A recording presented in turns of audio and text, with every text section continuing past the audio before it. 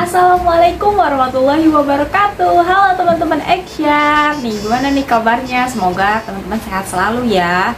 Aku mau ucapin terima kasih banyak buat teman-teman yang selama ini masih tetap stay nih ya di YouTube aku dan menantikan video-video aku selanjutnya. Insya Allah di Belajar Action kali ini aku bakalan sharing lagi nih ke teman-teman. So stay tune terus, jangan lupa like, komen, dan subscribe dulu.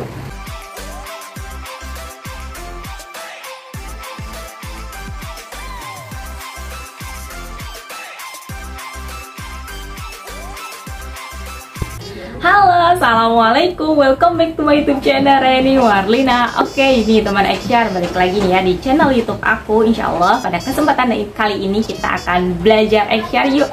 Nah, di belajar Action kali ini kita bakal ngomongin ekonomi syariah dan UMKM. Nah, ini topik ataupun tema yang menurut aku sangat menarik sekali gitu ya teman-teman. Karena kenapa satu ekonomi syariah ini memiliki potensi yang sangat besar gitu ya di negara kita ini atau di Indonesia ini. Kemudian dari sisi sektor UMKM juga ya gitu sebagai produsen sebagai pelaku industri atau pelaku bisnis ini juga memiliki kontribusi yang sangat besar ternyata ya terhadap perkembangan ekonomi dan keuangan nasional di Indonesia sendiri.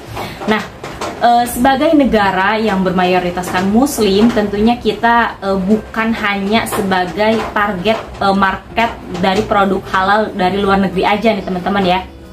Tapi kita juga harus optimis, kita harus bisa menjadi produsen produk halal ataupun industri halal, khususnya dalam perkembangan ekonomi syariah dari sisi sektor industri halal.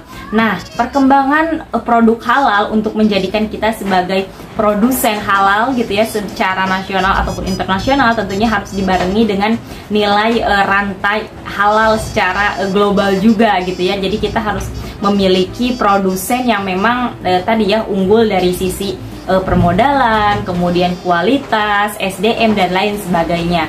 Dan insya Allah gitu ya kita juga sebagai dari sisi regulator gitu ada yang namanya sinergi UMKM halal nih, sehingga UMKM ini memproduksi produk-produk halal dalam pengembangan sektor ekonomi syariah.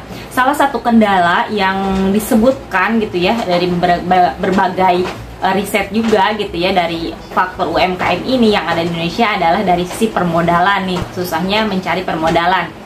Nah, sektor ekonomi syariah yang dapat membantu UMKM ini salah satunya adalah adanya lembaga keuangan mikro syariah atau koperasi syariah nih. Nah, koperasi syariah ini bisa menjadi objek gitu ya untuk para UMKM ini dari sisi permodalan khususnya, sehingga adanya sinergi antara lembaga keuangan mikro syariah gitu ya atau sektor ekonomi syariah dengan UMKM khususnya dalam memajukan gitu ya, memajukan UMKM di Indonesia dan memajukan sektor ekonomi syariah khususnya dari sisi industri halal.